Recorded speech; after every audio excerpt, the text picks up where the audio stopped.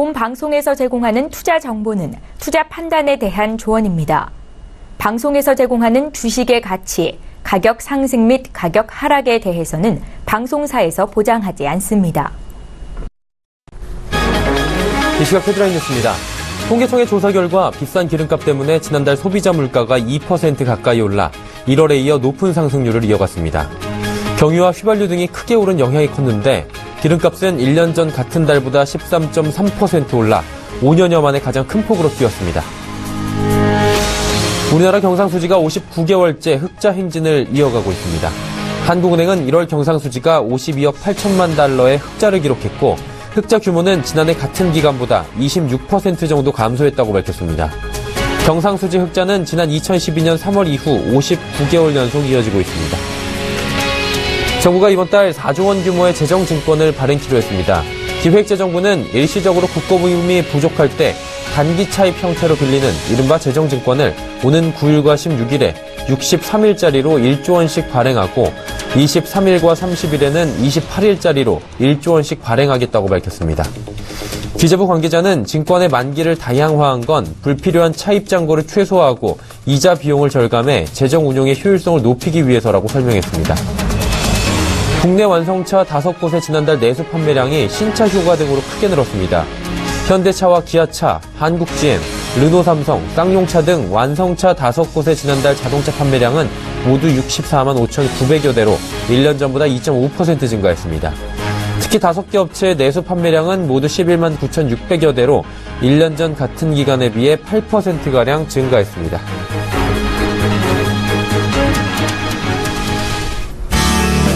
시청자 여러분 안녕하십니까. 오늘장 내일장 일부 서정덕입니다. 오늘 금요일입니다. 금요일 시장은 그동안 우리 시장을 누르고 있던 불확실성이라는 단어가 다시금 뒤흔들고 있는 상황입니다.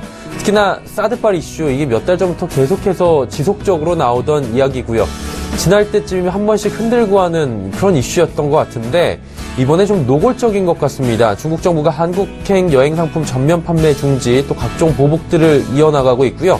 조금 전 1시 30분 속보를 좀 인용하자면 한국 관광 금지 지시가 중국 전역으로 확대되었다라고 이야기가 보도가 되고 있습니다. 이게 비공식 최고 제재로 평가가 되고 있는 상황이라고 하던데요. 그러다 보니 관련 종목뿐만이 아니라 시장 전체 분위기를 흐려가고 있는 상황입니다. 2100선은 단순에 무너지면서 2080선 아래로까지 지금 코스피는 떨어진 상황이고요. 코스닥도 600선 아래로 지금 600이 무너진 상황입니다. 자세한 상황 지수 보면서 이야기 더 나눠보도록 하죠. 코스피 지수부터 확인합니다. 코스피 지수 현재 2075포인트까지 밀렸습니다. 2080포인트도 무너져 있는 상황이고요. 1.3%에 달하는 큰 낙폭을 보여주고 있는 거래소입니다.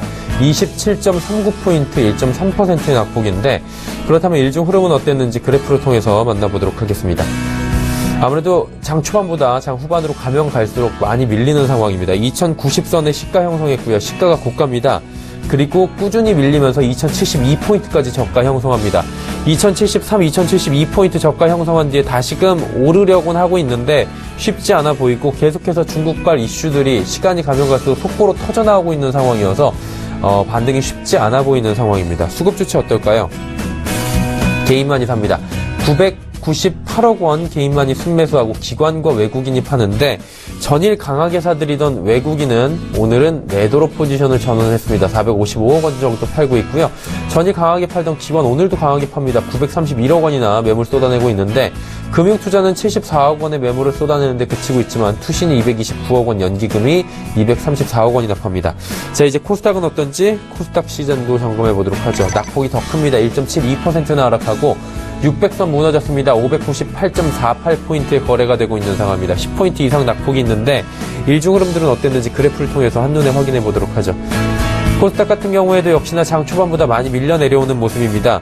코스닥 607포인트의 시가 형성했고요. 시가가 고가입니다. 장 초반의 분위기는 나쁘지 않았습니다. 하지만 이내 상승폭 모두 반납하면서 급락하는 모습이고요.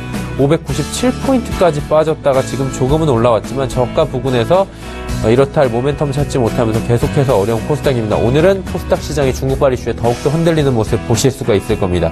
코스닥 수급 상황 어떨까요? 역시나 개인만이 삽니다. 오늘 양시장 모두 개인만이 매수하는데 254억 원 코스닥 시장에서 개인이 매수하고요. 외국인은 많지는 않지만 46억 원 소폭 매도합니다. 기관은 213억 원, 순매도를 이어가고 있는 상황입니다.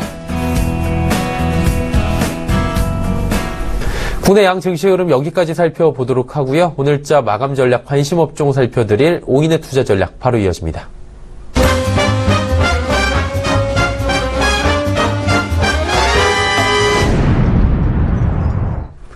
매일 눈으로 시장을 살피는 시간 오인의 투자 전략 시간입니다. 과연 오인은 오늘장에 대해서 어떤 코멘트를 남겨주었을까요? 금요일장의 코멘트 바로 만나보시죠. 동부증권 압구정 금융센터 이재우 DHP입니다. 사드 배치로 지지선이 위협받고 있다. 경계 모드가 필요하다. 2070선의 그 저항선을 말씀해 주신 이재우 DHP인데 그동안 좀 긍정적인 코멘트에서 이제는 좀 보수적으로 변화하고 있는 모습이고요. 메리츠 종금증권 감남금융센터의 전희승 과장은 지속적인 리스크 관리에 초점을 맞춰보자. 아무래도 지금 리스크가 한두 가지가 아니기 때문에 하나둘 면밀하게 좀 대응하자라는 이야기입니다. 다음은 하나금융투자증권 원주지점의 박남일 부장입니다. 변동성이 확대되는 국면이다. 글로벌 증시까지 하락하는 이 마당에 오늘 외국인 기관 매수 공백으로 하락이 심화되고 있다라고 이야기 남겨줬네요. 다음은 메리츠 종금증권 여의도금융센터의 김민수 부장입니다. 많은 분들의 마음과 비슷한 것 같아요. 오를 땐 찔끔, 내릴 땐 충격. 오를 땐 많이 안 오르고요. 내릴 때는 동조화 현상이 더 강해지는 시장입니다. 마지막으로 이베스트 투자증권 테헤란금융센터의 김근호 연구원. 단기적인 충격 아직은 견뎌야 할 시장이다라고 이야기 남겨줬네요. 마지막 코멘트였죠. 이베스트 투자증권 테헤란금융센터로 갑니다. 김근호 연구원님 안녕하십니까? 네, 안녕하십니까? 오늘장 투자 전략 주셨는데 단기적인 충격 그리고 아직은 견뎌야 할 시장이다라고 이야기 남겨주셨습니다. 자세한 이야기 들어볼까요? 네, 일단 단기적인 충격이 왔습니다. 일단 미국장이 좀 쉬어가는 부분들도 영향을 미친 것 같고, 일단 역시 가장 큰 문제는 중국과의 불편한 부분인 것 같아요. 근데 보면 미국 시장 같은 경우에는 계속 신고가 형성할 때도 사실 국내 시장 같은 경우에는 상단 저항이 계속 부딪히는 모습이었거든요. 결국에 미국 시장하고 상승 분위기에서는 디커플링, 근데 섣버 이제 조정 분위기에서는 또다시 커플링 되는 모습들. 그러니까 역시나 호재보다는 악재에 조금 더 반응하는 경향들이 굉장히 좀 많다라는 말씀을 좀 드리고 싶고, 이제 중국 얘기인데, 중국의 사드 보복이 지금보다 더 현실화될 수 있다, 그리고 더 강해질 수 있다라는 우려감들이 이제 제기가 되는 것 같아요. 근데 사실은 중국 사드 보복과 관련된 경제 제재라든지 이런 부분들은 사실 얘기 많이 드렸거든요. 근데 화장품업 섹터라든지 엔터 섹터들 이런 것들 올라올 때 시장에 그런 분위기가 소폭 형성이 됐었죠. 중국 영향 또는 중국 경제 제재 생각보다 그렇게 영향을 미치지 않는다. 계속 할 일만 하면 된다. 라는 보고서도 많이 나왔었고 사실은 그런 얘기들이 많이 나왔었어요. 근데 결과론적으로는 어떻게 됐습니까? 결과론적으로는 리스크를 제기한 쪽이 맞았어요. 그러니까 이게 단순하게 중국의 경제 제재가 일순간에 끝날 수 있는 모멘텀이었으면, 악재였으면 그러지 않았겠지만, 이 경제보복 또는 경제보복이 일어난 이유를 살펴보면, 결국 정치적인 불확실성 또는 정치적인 어떤 이해관계가 얽혀있기 때문에, 사실은 누가 봐도 이게 단순하게 단기간에 해결될 문제가 아니었거든요. 거기다 플러스 이제 사드에 대해서 철회냐 지연이나 이런 얘기들이 나온 게 아니라 실상은 이제 지금 미국하고 거의 합의가 끝났고 실질적으로 지금 이루어지고 있는 상태, 또 지금 국내가 또 미국의 눈치를 안 볼 수 없는 상태거든요. 그렇게 보면 당분간 미국의 어떤 여러 가지 상황들을 고려해 봤을 때 중국과는 불편한 관계가 지속될 수밖에 없는 현실적인 문제에 우리가 봉착하게 된 거죠. 근데 그런 것들을 다 무시하고 단순하게 기술적 반등이나 이런 것들 보고 반등이 나온다, 영향이 그렇게 크지 않다 이렇게 받아들이셨다면 이번 기회를 통해서 정치적인 대립관계 또는 정치적인 이해관계의 대립에 있어서는 그렇게 간과할 문제가 아니다라는 거를 꼭 좀 다시 한번 느껴주셨으면 한다라는 말씀 좀 드리고 싶고, 지금 보면 코스피보다는 이제 코스닥의 어떤 충격이 더 커졌어요. 그 이유는 사실 코스피가 코스닥 대비해서 굉장히 많이 올라왔거든요. 코스닥은 못 오른 반면에 코스피는 2100선까지 점프업을 했단 말입니다. 그런데 중요한 건 빠질 때는 코스피보다 코스닥이 더 빠지고 있죠. 중요한 건 단기 충격은 중소형주들이 훨씬 더 극심하게 겪고 있다. 거기다 플러스 올라가지 못했기 때문에 아마 대형주 대비해서 또 상대적인 박탈감 이런 부분들은 더 커질 수밖에 없다라는 말씀을 좀 드리고 싶습니다. 그래서 중소형주 같은 경우에는 사실은 코스피 못지않게 이익 규모나 이런 것들이 성장한 특히나 IT 쪽에서 그런 것들이 많았었는데 중요한 게 더 빠지기 때문에 아마 이 상대적인 박탈감을 좀 많이 느끼실 가능성들이 있다라는 말씀을 좀 드리고 싶어요. 근데 거꾸로 보면 오히려 많이 빠진 쪽에서는 더 기회가 나올 수도 있지 않을까라는 얘기를 좀 드리고 싶고 지금 뭐 단기간에 좀 많이 빠졌기 때문에 기술적인 반등이나 이런 것들은 좀 나올 것으로 보이거든요. 그러니까 전체적으로 조금 버텨야 되는 시장이 아닐까. 아직은 뭐 시장이 완전하게 망가졌다 이렇게 얘기하기에는 조금 우리가 체크해야 될 부분들이 훨씬 더 많지 않나라는 말씀드리겠습니다. 네. 일단은 코스피 코스닥 시장을 좀 분석을 해 주셨고요. 전반적으로. 그러다 보니까 이제 중소형주가 오늘 낙폭이 큰 이유까지 짚어 주셨습니다. 오늘 관심 업종 들어보고자 하는데요. 중국 관련주 당연히 꼽아 주셨고요. IT, 통신주 꼽아 주셨습니다. 마감 전략 궁금합니다. 그리고 오늘 저희가 들어볼 만한 종목 있다면 어떤 종목인지 설명해 주실까요?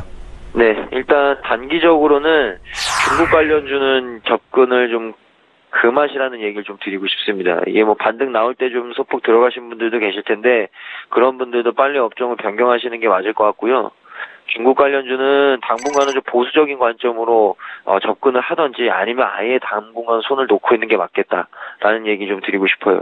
그래서 그런 부분 리스크 관리를 그런 쪽에서는 좀 하셔야 된다라는 말씀 드리고 IT는 여전히 좀 긍정적인 관점을 갖고 있어야 된다. 왜냐하면 아직까지 이제 반도체라든지 뭐 디스플레이 쪽, 특히나 디스플레이 쪽 같은 경우에는 수주들이 아직 남았고 발주들이 이 반도체 쪽 같은 경우에는 지금 외국계에서부터 시작된 게 이제 오버 서플라이에 대한 얘기는 나오고 있는데 아직 시기는 좀 이르다. IT가 일단 1분기 실적을 좀 확인을 해봐야 되겠는데 일단 1분기 실적에 대한 기대감은 여전히 시장에서 분명히 가지고 움직이는 업종 중에 하나가 IT입니다. 그렇기 때문에 IT는 숫자적인 측면 또는 이 실질적인 어떤 실적적인 측면 그리고 다른 대안이 없다라는 측면에서는 우리가 좀 가지고 계속 지켜볼 만한 업종이 되지 않을까라는 얘기를 좀 드리고 싶어요. 그래서 IT 대안으로서 당장에 이 머릿속에 딱 떠오르는 업종이 아직까지 부족한 것이 사실이기 때문에 IT 업종은 그런 측면에서라도 뭐 최근 좀 특히나 중소형주 쪽에서 IT 관련된 부품이나 장비주들이 좀 많이 빠지면 단기간에 좀 진입할 수 있는 기회는 분명히 생길 것이다라는 얘기를 좀 드리고 통신주 같은 경우에도 뭐 통신주뿐만 아니라 내수 방어적인 성격들, 내수주 성격들을 가지고 있는 업종들이 그나마 좀 단기간에는 버텨볼 만하다. 왜냐하면 시장의 변동성이 커졌기 때문에. 근데 이제 통신주 같은 경우에 최근에 어떤 흐름들이 나오냐면 통신주의 가장 문제는 성장성이었어요. 근데 지금 보면 AI 쪽과 접목을 한다든지 스마트카와 접목을 하는 이 통신주들이 슬슬 생기고 있거든요. 그러니까 성장성에 대한 퀘스천 마크를 제거할 수 있는 어떤 기회가 좀 마련되고 있는 거죠. 그런 부분에 있어서는 통신주도 좀 봐볼 만하다라는 말씀드리고 오늘은 일진 머티리얼즈라는 얘기를 종목에 대해서 좀 얘기를 드리려고 하는데 오늘 일단 121선까지 좀 조정이 나오고 있어요. 이게 보면 지금 2차 전지 소재 업체인데 중요한 게 최근 전기차 종목들이 다 올랐죠. 그러다가 좀 시장 조정 맞으면서 지금 쉬어가고 있는데 일단 전기차 시장은 전반적으로 전기차든 스마트카든 단기 성장 모멘텀은 다시 한번 불어나고 있다. 근데 이제 중국 쪽의 문제인데 일단 미주하고 유럽 쪽이 전기차 시장을 좀 선두로 치고 나갈 가능성이 다시 대두가 되고 있어요. 그 전까지 이제 중국이 급부상했는데 다시 유럽권 쪽으로 좀 넘어오는 모습들이기 때문에 그런 부분들은 우리가 주목해 볼 만하다. 친환경차는 이제 전기차, 수소차 뭐 이런 것들 다 얘기를 드리는 건데 이런 쪽은 시장이 다시 한번 좀 점프업 할 수 있는 그러니까 내연기관의 자동차들이 좀 줄어들 수 있고 이쪽에 친환경카가 다시 올라올 수 있다라는 말씀을 드리고요.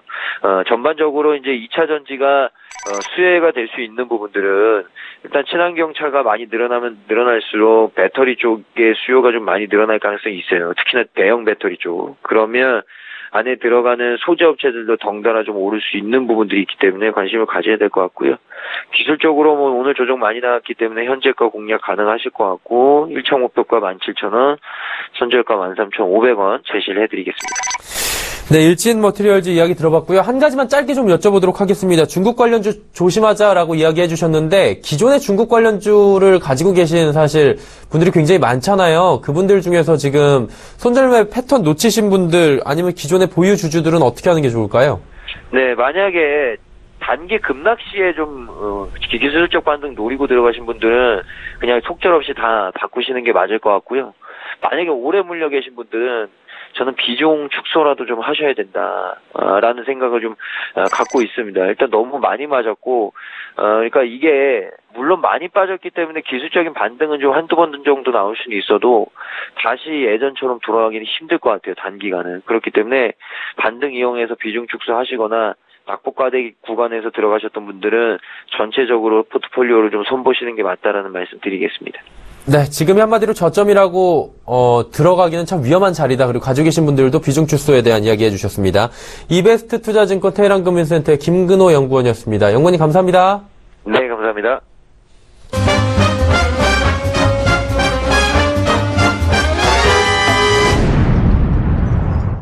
증권 전문가 5인과 함께하는 시간 종목 컬렉션 시간입니다. 엄선된 종목을 증권 전문가 5인이 추천해드리는 시간인데 그동안 추천된 종목 중에 잘 가고 있는 종목들은 어떤 종목인지 변화가 좀 있을지 바로 만나보도록 하죠. 자, 베스트 스윙의 탑3 지금 흐르고 있고요. 변화가 좀 있습니다. 2위였던 SM코어 종목이 3위로 내려왔습니다. 유한타증권 금융센터 도곡본부의 이성욱 대리 SM코어 23.4%의 수익률로 3위인데 이 종목이 지금 50%의 수익률까지 한때 보였던 종목인데 조금씩 내려오고 있는 모습입니다. 2위, 1위 같은 분이네요. 대신증권 인천세태 강종혁 대리고 2위 종목은 페노션 26.2%까지 올라왔고 삼천당제약 역시 39.2%의 수익률입니다. 최근 시장이 조정을 좀 받고 있는 와중에도 39.2%의 높은 수익률입니다. 장마감 1시간 정도 앞두고 있는 상황이고요. 오늘 금요일입니다. 금요일의 남자를 만나러 가보도록 하죠. 유한타증권 분당 화부점 백인범 대리입니다. 안녕하십니까? 네, 안녕하십니까? 네, 오늘 장이 굉장히 힘든데 그러다 보니 어떤 종목일지 또 기대가 많이 됩니다. 그 전에 그간 대리님의 포트폴리오는 어떻게 변화가 있는지 여러 번 뒤에 이야기를 좀 나눠보도록 할게요. 자, 세 종목 들어있고요. 지금 현대로템이 마이너스 4.7%, 모다정보통신이 마이너스 1%, 보광산업은 0.3%의 손실 구간 이렇게 세 종목이 잡혀 있습니다. 손실 구간이 현대로템부터 보광산업까지 4%대에서 0.1%대까지 손실 구간에 있어요. 이 종목들 어떻게 하면 좋을까요?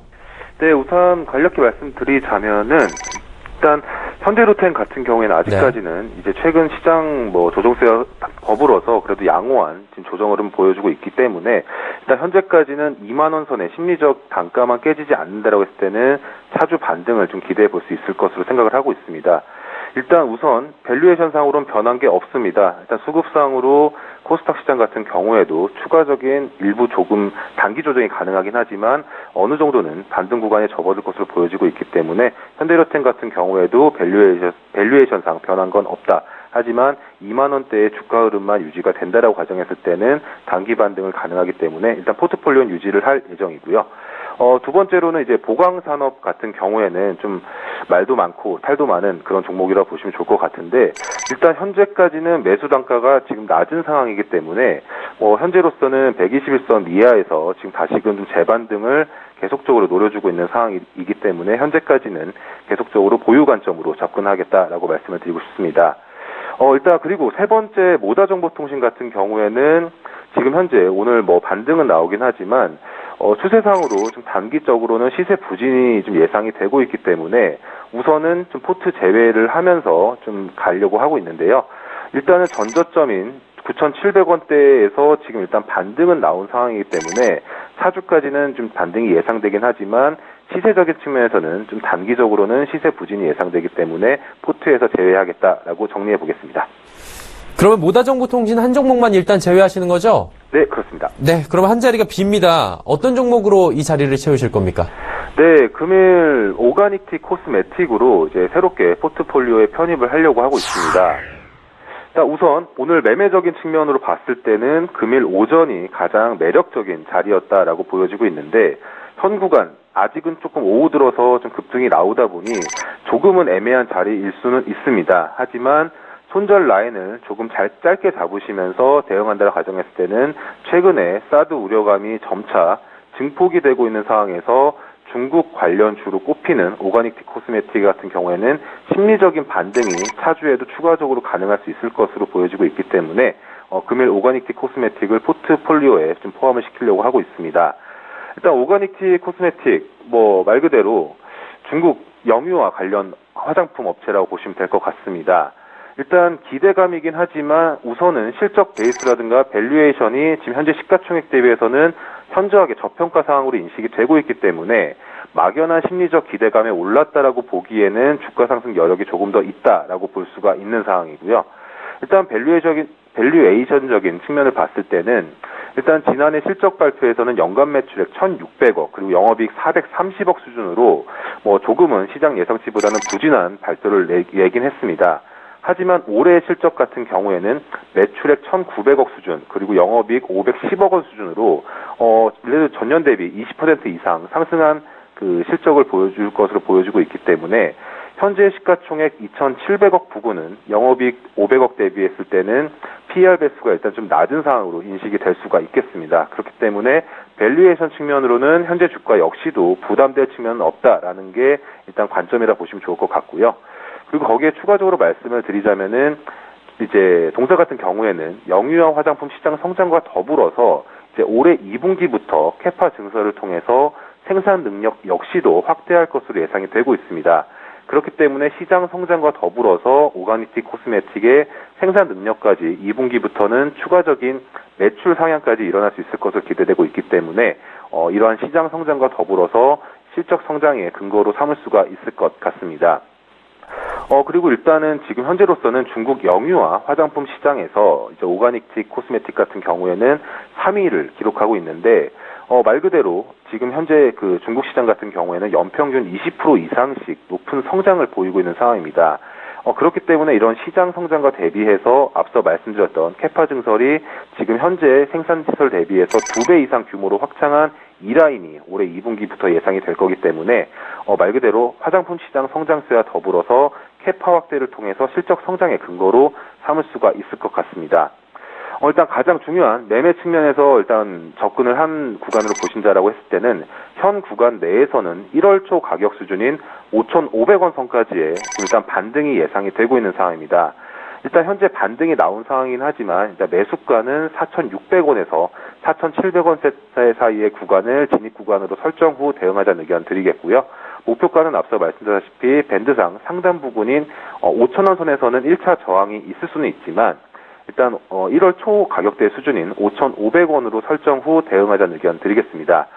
그리고 손절가는 단기 이평 구간인 이제 4,400원대를 기준으로 다시 한번 추세 이탈을 한다고 가정했을 때는 과감하게 손절 후에 다시금 전저점 부분에서의 지지 여부를 살피면서 재매수 여부를 고민해 보시는 걸로 해당 종목 대응해보자는 말씀드리겠습니다. 네, 오가닉티 코스메틱 이야기까지 들어봤습니다. 종목 컬렉션 유한타증권 분당허브점 백인범 대리였습니다. 대리님 감사합니다. 네, 감사합니다. 오늘장 내일장 일부 함께하고 계시고요. 잠시 뒤에 2부 내용들 예고를 좀 해드리도록 하겠습니다. 오늘장 이슈부터 출발합니다. NH투자증권 조현주 연구원과 함께 G2 사이에 끼인 증시 투자 전략에 대해서 짚어보도록 하겠습니다. 이슈 칼럼 GFM 투자연구소 이진호 소장 출연하는데요. 3월 미국 금리 인상의 압박, 시장 향방 짚어보도록 하겠습니다. 이어서 오늘장 핫이슈 종목 있는데요. 주식탐탐의 이재모 팀장 출연합니다.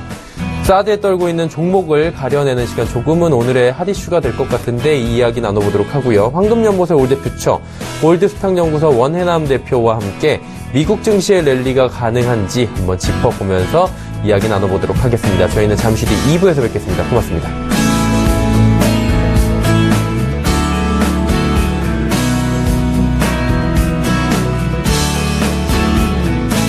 본 방송에서 제공하는 투자 정보는 투자 판단에 대한 조언입니다. 방송에서 제공하는 주식의 가치, 가격 상승 및 가격 하락에 대해서는 방송사에서 보장하지 않습니다.